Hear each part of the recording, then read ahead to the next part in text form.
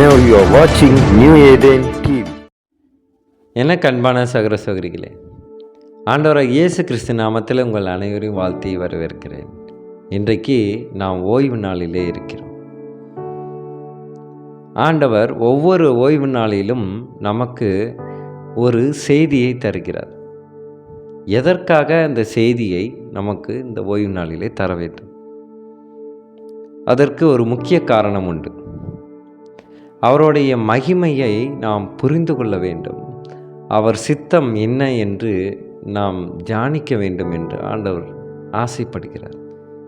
அதனால தான் இந்த ஓய்வு நாளிலே நாம் சிந்திக்க இருக்கிற தலைப்பு, ஜீவனுள்ள தேவன் உங்களை பலப்படுத்துவார். கர்த்தருக்கு மகிமை உண்டாதாக. அவர் நம்மளை பலப்படுத்துவார். நம் பரிசுத்த வேதாகமத்தில் எத்தனை நபர்களுக்கு அவர் பலப்படுத்தி அவர்களை வழி நடத்தி இருக்கிறார். இன்றைக்கு நமக்கு ஏதோ ஒரு காரியங்கள் தடையாக இருந்திருக்கலாம், ஏதோ ஒரு நல்ல செயல்கள் செயல்படாமல் இருந்திருக்கலாம். ஆனால் ஆண்டவர் சொல்லுகிறார், உன்னை நான் பலப்படுத்துவேன், நீ கலங்காதே, உனக்கு கொடுத்த வாக்கை நான் நிறைவேற்றுவேன் என்று ஆண்டவர் அன்பாக சொல்லுகிறார். எனக்கு பிரியமானவர்களே, அன்பாக சொல்லும் ஒரு நபர் என்றால் அது ஆண்டவரை தவிர வேறு யாரும் நம் வாழ்விலே நம்மை அன்பாக வழி நடத்துவதில்லை. இன்றைக்கு எத்தனையோ குடும்பத்தில் சண்டை சச்சரவும் பிரச்சனைகள் தான் அதிகமாக இருக்கிறது. அதனால தான் ஆண்டவர் சொல்லுகிறார், ஜீவனுள்ள ஆண்டவர் உங்களையும் எங்களையும் பலப்படுத்துவார். அதை குறித்து தான் இன்றைக்கு நாம் சிந்திக்க இருக்கிறோம். ஆண்டவர் உயிருள்ள கடவுள் என்பதையும் நமக்கு உதவ தயாராக இருக்கிறார் என்பதையும் நாம் ஞாபகம் வைத்து கொண்டால், எப்படிப்பட்ட சோதனைகள் வந்தாலும் அதை நம்மால் சமாளிக்க முடியும். இப்போ நம்மளால் சமாளிக்க முடியாது, ஆனால் ஆண்டவரோட உதவியோடு நாம் அந்த பிரச்சனைகளை தீர்க்க முடியும். கேள்விகளை நம் வாழ்வில் பதிலாக்கவும் முடியும். எனக்கு பிரியமானவர்களே, அவர் சர்வ வல்லமை உள்ள கடவுள். நாம் சகித்திருக்க அவரால் சக்தி கொடுக்க முடியும். இதைதான் பிலிப்பியர் 4 அதிகாரம் 13 இப்படியாக சொல்லுகிறது, என்னை பலப்படுத்துகிற கிறிஸ்துவினாலே எல்லாவற்றையும் செய்ய எனக்கு பலன் உண்டு. ஹல்லேலூயா! எப்பேற்பட்ட ஒரு ஜீவனுள்ள வார்த்தை பாருங்க. என்னை பலப்படுத்துகிற கிறிஸ்துவினாலே, என்னாலே கிடையாது, என்னுடைய சுய திறமையினாலே கிடையாது, ஆனால் அவராலேயே, கிறிஸ்துவினாலேயே எல்லாவற்றையும் செய்ய எனக்கு பலன் உண்டு. ஆண்டவருடைய நாமத்தை துதித்து ஆண்டவரை நாம் அழைத்து நாம் ஒரு செயலை செய்தால் அது கண்டிப்பாக ஒரு பலமான ஒரு செயலாக இருக்கும். ஆம் பிரியமானவர்களே, நாம் ஆண்டவரை நம்பினால் அவர் ஒரு பொழுதும் நம்மளை கைவிட மாட்டார். இது குறித்து நாம் சில உதாரணங்களை நாம் தியானிக்கலாம். தாவீதுக்கு எப்படிப்பட்ட ஒரு தைரியத்தை ஏற்படுத்தினார் ஆண்டவர். இதை குறித்து நாம் தியானிக்கும்போது, தாவீதுக்கு எப்படியெல்லாம் வழி நடத்தினாரோ, எப்படியெல்லாம் பலப்படுத்தினாரோ, அதே போல தான் நம்மையும் இன்றைக்கு ஆண்டவர் பலப்படுத்த போகிறார். இந்த செய்தியை கேட்ட பிறகு அனைவரோட வாழ்க்கையில் ஒரு சமாதானம் உண்டாகும் என்று நான் விசுவாசிக்கிறேன். தாவீதுக்கு ஆண்டவர் மேல் இருந்த நம்பிக்கை அதிகமாக்கிய 2 சம்பவங்கள் இருக்குது. அதை பற்றி தான் இப்போ நம்ம பார்க்க போகிறோம். ஏன்னா சின்ன வயசில் தன்னுடைய அப்பாவின் ஆடுகளை மேய்த்து கொண்டு இருந்தபோது ஒரு சமயம் ஒரு கரடியும் இன்னொரு சமயம் ஒரு சிங்கமும் வந்துச்சு. வந்து ஆடுகளை தூக்கி கொண்டு போய்விட்டது.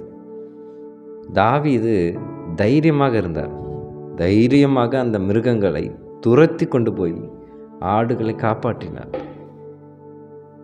வழி தவறி போன ஆடை காப்பாற்றினார். பெரிய ஆபத்தில் சிக்கி கொள்ளப் போகிற அந்த ஆடை காப்பாற்றினார். தன்னுடைய சொந்த பலத்தில் இதையெல்லாம் சாதிக்கதாக தாவீது சொல்லவில்லை. நான் தான் இதை விரட்டி அடித்தேன், எனக்கு எல்லாம் காட்டில் இருக்க எந்த மிருகங்கள் வந்தாலும் என்னால் துரத்த முடியும் அப்படின்னு தாவீது சொல்லலை. ஆண்டவர் தான் உதவினார் என்று அவருக்கு நன்றாக தெரிந்திருந்தது.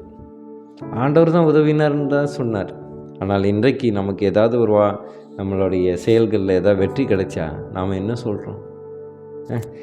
இதனால தான் எனக்கு எல்லா திறமையும் இருக்குது, நான் எவ்வளோ கஷ்டப்பட்டிருக்கேன், எவ்வளோ அனுபவப்பட்டிருக்கேன், அப்புறம் வெற்றியாகாமல் அப்படின்னு நம்மளே தோல் தட்டிக்கிறோம். ஆனால் இங்கு தாவீது என்ன செய்கிறார்?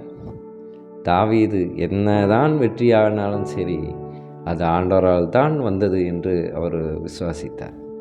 இதைதான் 1 சாமுவேல் 17ஆம் அதிகாரம் 35 37 வசனங்களை நாம் வாசிப்போம். நான் அதை தொடர்ந்து போய் அதை அடித்து அதை அதன் வாய்க்கு தப்புவித்தேன். அது என் மேல் பாய்ந்தபோது நான் அதன் தாடியை பிடித்து அதை அடித்து கொன்று போட்டேன். எப்படிப்பட்ட ஒரு தைரியம் பார்! இது ஆண்டவரை விசுவாசித்தனால்தான் இந்த தைரியம். யாருக்கு இந்த தைரியம்? ஒருவேளை நம்ம முன்னாடி ஒரு சிங்கம் இருந்தால் நம்ம கண்டிப்பாக தைரியமாக இருப்போம்னு சொல்ல முடியுமா? அப்படி ஆண்டவரோட விசுவாசித்தோன்னா நம்ம தைரியமாக இருக்கலாம். நான் இப்போப்பட்ட ஒரு சூழ்நிலை வந்துச்சுன்னா நம்ம எப்படி இருப்போம்னு தெரியல. ஆனால் தாவீது துணிச்சலாக இருந்தார், தைரியமாக இருந்தார். அடுத்த வசனத்தை வாசிப்போம். அந்த சிங்கத்தையும் அந்த கரடியையும் உம்முடைய அடியானுடைய நான் கொன்றேன். விருத்த சேதனம் இல்லாத இந்த பெலிஸ்தனும் அவைகளில் ஒன்றை போல இருப்பான். அவன் ஜீவனுள்ள தேவனுடைய சேனைகளை நிந்தித்தானே என்றான். இப்போ என்ன சொல்கிறாரு? இந்த சிங்கம், அந்த சிங்கத்தையும் அந்த கரடியையும் உம்முடைய அடியானாகிய நான் கொன்றேன். அப்போ பெலிஸ்தியனை வீழ்த்துறது எனக்கு என்ன பெரிய விஷயமா?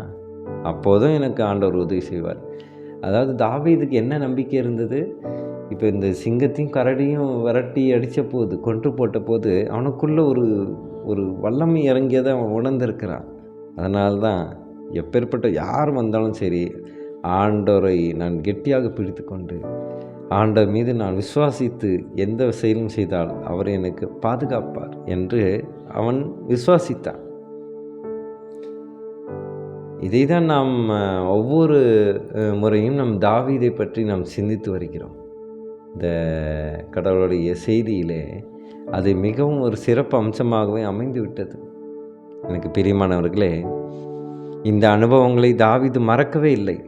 இதையெல்லாம் யோசித்து பார்த்ததால் தான் ஜீவனுள்ள தேவன் தன்னை எதிர்காலத்திலும் தொடர்ந்து பலப்படுத்துவார் என்று நம்பிக்கையை அவருக்கு கிடைத்தது.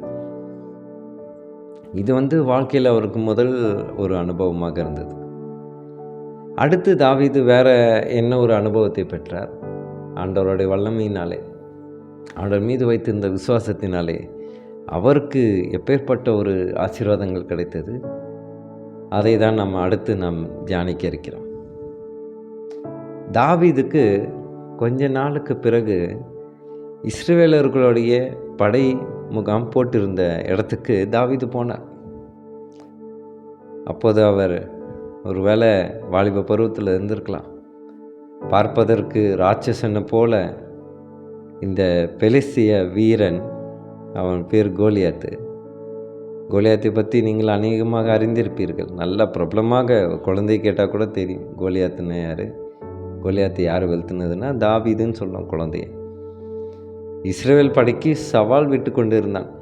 அதை கேட்ட இஸ்ரவேல் படையில் இருந்த எல்லோருமே நடுங்கி கொண்டு இருந்தாங்க. எல்லோருக்கும் பயம். ஏன்னா கோலியாத்துன்றது பெரிய வீரன், பார்க்குறதுக்கே ஹைட்டாக இருப்பான். அவனை போய் நம்ம எதிர்த்தோன்னா என்ன ஆகுறது அப்படின்னு அவங்களுக்கு ஒரு பயம் இருந்தது. இஸ்ரேல் வீரர்கள் அந்த ராட்சசனை பற்றியும் அவன் விட்ட சவாலை பற்றியும் தான் யோசித்து கொண்டு இருந்தார்கள். அதனால தான் பயந்தார்கள். அவன் சொன்னதெல்லாம் நினச்சி பயந்துட்டு இருந்தான். ஆனால் இந்த சூழ்நிலையை தாவீது எப்படி சமாளித்தார்? பிரியமானவர்களே, இதை குறித்து ஒரு காணொளி தொகுப்பை இப்போது நாம் பார்ப்போம்.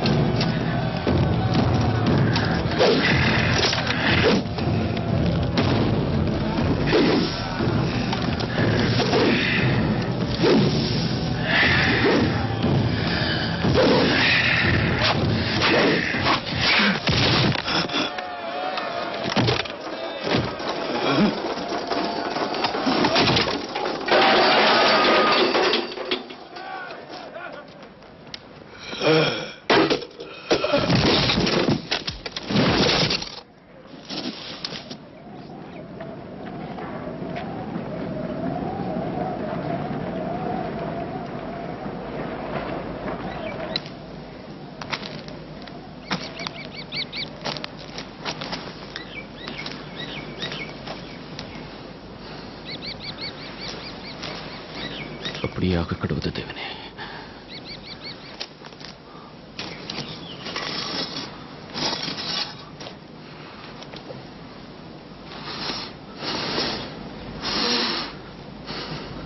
அப்படியாக கடவுது.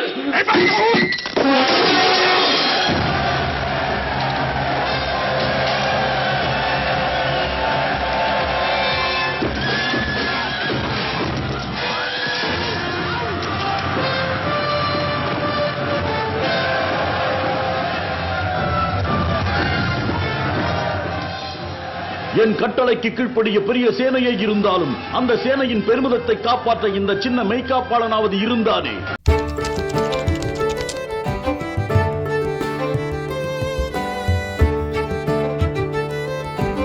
எனக்கு அன்பான சகோதர சகோதரிகளே, இந்த காணொளி தொகுப்பு உங்களுக்கு ரொம்பவும் பிரயோஜனமாக இருந்திருக்கும் என்று நான் நம்புகிறேன்.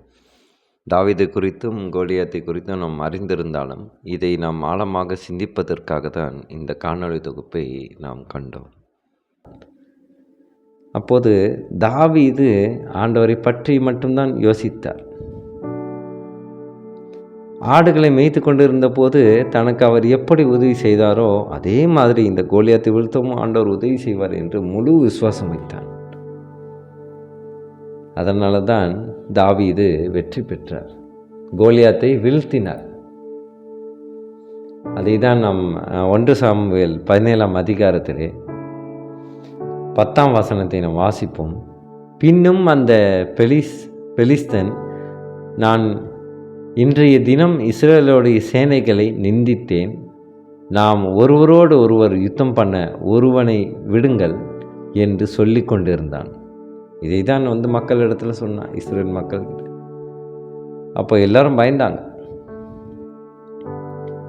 அப்போ சவுலும் இஸ்ரவேலர் அனைவரும் அந்த பெலிஸ்தனுடைய வார்த்தையை கேட்டு கலங்கி மிகவும் பயப்பட்டார்கள்.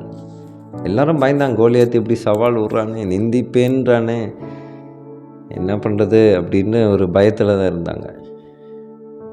ஆனால் தாவீது என்ன பண்ணா, பயப்படலை, தைரியமாக இருந்தான். தைரியமாக இருந்து ஆண்டவர் அவனுக்கு பலன் தந்ததுனால எப்படிப்பட்ட ஒரு செயலை செய்தான், அதை தான் நாம் 1 சாமுவேல் 17ஆம் அதிகாரம் 51ஆம் வசனத்தை நாம் வாசிப்போம். ஆகையால் தாவீது பெலிஸ்தன் அண்டையில் ஓடி அவன் மேல் நின்று அவன் பட்டயத்தை எடுத்து அதை அதன் உரையிலிருந்து உருவி அவனை கொன்று அதனாலே அவன் தலையை வெட்டி போட்டான். அல்லேலூயா! எப்படிப்பட்ட ஒரு வல்லமையை தாவீதுக்கு கொடுத்திருக்கிறார் ஆண்டவர். அப்பொழுது தங்கள் வீரன் செத்து போனான் என்று பெலிஸ்தர் கண்டு ஓடிப்போனார்கள். அல்லேலூயா! பாருங்க, பெலிஸ்தர் படைகளோடு வந்தவங்க என்ன பண்ணாங்க, கோலியாத்தை வீழ்த்தணுன்னு ஐயோ ஆளை விட்டா போதும்னு கிளம்பி ஓடியே போயிட்டாங்க. அப்போது தாவீதுக்கு இப்படிப்பட்ட ஒரு சக்தி எப்படி கிடைச்சது? கடவுள் தான் பலப்படுத்தினார். நம் பகைவர்களை வீழ்த்துவதற்கு ஆண்டவர் நமக்கும் பலனை தருவார். அதை தான் இன்றைக்கு நாம் சிந்தித்து கொண்டிருக்கிறோம். எனக்கு பிரியமானவர்களே, இப்படிப்பட்ட ஒரு பலனை யார் தர முடியும்? இல்லை நமக்கு தான் எப்படி வரும்? இன்றைக்கு எத்தனையோ இராணுவ வீரர்கள் மிலிட்ரியிலலாம் போய் சேர்றாங்க, இது பண்ணுறாங்க. ஆனாலும் எதிரிகளை பார்த்தோன்னே ஒரு நடுக்கம் ஆயிடுது. அதனாலேயே சில பேர் பயத்திலே கூட திடீர்னு அட்டாக் போயிடுவாங்க. இப்படி இருக்குது. ஆனால் தாவீதுக்கு இப்படி அசாத்தியமான ஒரு தைரியத்தை ஆண்டவர் கொடுத்தார். இன்றைக்கு இந்த கோலியாத்தை போல் நம் வாழ்க்கையில் கூட ஏதாவது பிரச்சனைகள் இருக்கலாம். அதுதான் இப்போது கோலியாத்தாக இருக்கிறது. நமக்கு கோலியாத்து மாதிரி ஒருத்தர் இப்போ வரப்போகிறது இல்லை. ஆனால் நம் வாழ்க்கையில் இருக்க பிரச்சனை தான் இப்போ கோலியாத்து மாதிரி இருக்குது. அப்போ அந்த கோலியாத்தை எப்படி வீழ்த்துறது? நம்மளும் வாளால் தான் வெட்டி எரிய போகிறோம். இங்கே வாளுன்னா இந்த போர் செய்கிற வாளோ இல்லை கத்தியோ கிடையாது. ஆண்டவரோட வார்த்தை தான் அந்த வாள். எனக்கு பிரியமானவர்களே, ஆண்டவருடைய ஜீவனுள்ள வார்த்தையை நம் வாளாக வைத்து நம் பிரச்சனைகளாக இருக்கும் கோலியாத்தை போல நம் வாழ்க்கையில் அன்றாட வாழ்க்கையில் நடக்கும் பிரச்சனைகளை வெட்டி சாய்ப்பதற்கு ஆண்டவர் பலன் தருவார். அல்லேலூயா! கர்த்தருக்கு மகிமை உண்டதாக. சோதனைகள் வரும்போது நாம் எப்படி ஆண்டவரையே மனதில் வைத்திருக்கலாம். எப்படி நம்ம மனசில் நம்ம ஆண்டவர் இருப்பார், நம்ம கூட பிரச்சனைகளை மத்தியில் இருப்பார், எப்படி நினைக்கலாம்? உயிருள்ள ஜீவனுள்ள தேவன் நமக்கு உதவ தயாராக இருக்கிறார் என்பதை ஞாபகம் வைத்து கொண்டாலே போதும். நம்மால் சோதனைகளை மிக சுலபமாக சமாளிக்க முடியும். ஆம் பிரியமானவர்களே, இன்றைக்கு ஆண்டவர் இந்த வசனத்தின் மூலியமாக ஆண்டவருடைய தேவ செய்தியானது என்னை பலப்படுத்துகிற கிறிஸ்துவனாலே எல்லாவற்றையும் செய்ய எனக்கு பலன் உண்டு. தாவீதுக்கு அப்படிதான் பலன் தந்தார், நமக்கும் அப்படிதான் பலம் தந்து கொண்டு இருக்கிறார், இன்னும் தருவார். ஒரு நாளும் சோர்ந்து விடாமல் நாம் ஆண்டவரையே கெட்டியாக பிடித்து கொண்டிருந்தால், நாம் ஆண்டவரோடு பொறுமையாக நாம் சகிப்புத்தன்மையோடு காத்து கொண்டிருந்தால், ஆண்டவர் நமக்கு அதை மேற்கொள்ள ஒரு பலனை தருவார் என்று விசுவாசித்து, இந்த தின செய்தி உங்களுக்கு மிகவும் பிரயோஜனமாக இருந்திருக்கும் என்று நான் நம்புகிறேன். ஆண்டவருடைய வார்த்தைகளை நாம் ஒரு பொழுதும் நாம் ஒதுக்கி விடுவதில்லை. எங்கு பிரசங்கித்தாலும் கடவுளுடைய வார்த்தையை ஏற்றுக்கொள்ள மனது உள்ளவர்களாக மாறுவதற்கு ஜெபிப்போமா? ஸ்தோத்திரம் கர்த்தாவே, துதிக்கிறோம் எங்கள் அன்பு நேசரே. அப்பா, நீங்கள் தாவீதை எப்படியாக வழி நடத்தினீர் அப்பா. கோலியாத்தை வீழ்த்துறதும் சரி, சிங்கத்தையும் கரடியையும் வீழ்த்துறதும் சரி, நீர் பலனை தந்தீர் ஆண்டவர். எப்பேற்பட்ட ஒரு சக்தியை தந்தீர் ஆண்டவர். அதுபோல் எங்களுக்கு கோலியாத்து போல பிரச்சனைகள் இருக்கிறது. அந்த பிரச்சனைகளெல்லாம் வீழ்த்த நீங்கள் எனக்கு பலன் தருமாறு நான் ஜெபிக்கின்ற கர்த்தாவே. அப்பா, ஸ்தோத்திரம் கர்த்தாவே, எங்கள் அன்பு சகோதர சகோதரிகளுக்கான ஜெபிக்கின்ற கர்த்தாவே. அவர்களுடைய பிரச்சனைகள் எல்லாம் கோலியாத்தை போல இருக்கலாம். சாத்தானுடைய சதுராட்டங்கள் அநேகரை தாக்கலாம் ஆண்டவரே. ஆனால் உம்மோது சித்தத்தின்படி அவனுடைய சதுராட்டங்களை எல்லாம் நொறுக்கி போட நீர் தேவ வல்லமை பெற்றவர் ஆண்டவரே, சர்வ வல்லமை படைத்தவர் ஆண்டவரே. உம்மை அன்றி அவனால் எந்த ஒரு பிரச்சனைகளும் உண்டு பண்ண முடியாது ஆண்டவரே. எங்கள் அன்பு சகோதர சகோதரிகளுக்காக கூட நான் ஜெபிக்கின்றேன். அவர்களுக்கு உடல் ஆரோக்கியத்தில் பலனை தாரும். அவர்கள் பிரச்சனைகளை மீண்டு வருவதற்கு பலனை தாரும் ஆண்டவரே. அவர்கள் சோகத்திலே தவித்து வந்து இருக்கிறார்களா, அவர்களுக்கு நீ பலனை தாரும் ஆண்டவர். ஸ்தோத்திரம் கர்த்தாவே, துதிக்கிறோம். இயேசு மூலமாக ஜெபிக்கின்றோம் நல்ல பிதாவே. ஆமேன், ஆமேன்.